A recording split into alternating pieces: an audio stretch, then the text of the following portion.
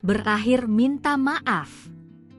Kirana bocah yang berani skakmat bahasa Inggris Gibran akhirnya muncul. Konten kreator cilik asal Semarang, Jawa Tengah, Kinara Arnintia Pratista, 10, meminta maaf kepada publik. Permintaan maaf ini terkait video reaksi Kinara terhadap bahasa Inggris Wakil Presiden, Wapres, Gibran Rakabuming saat menghadiri KTT G20 di Afrika Selatan. Gibran termasuk salah satu orang yang berkomentar dan mengucapkan terima kasih kepada Kinara atas penilaian yang diberikan.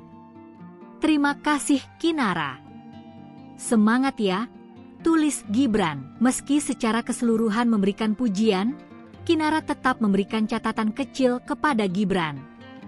Namun, video penilaian itu sempat menimbulkan kegaduhan di media sosial. Tim Kinara melalui akun Instagram Kinara Seto pada Rabu, 26 November 2025, meminta maaf sekaligus memberikan klarifikasi.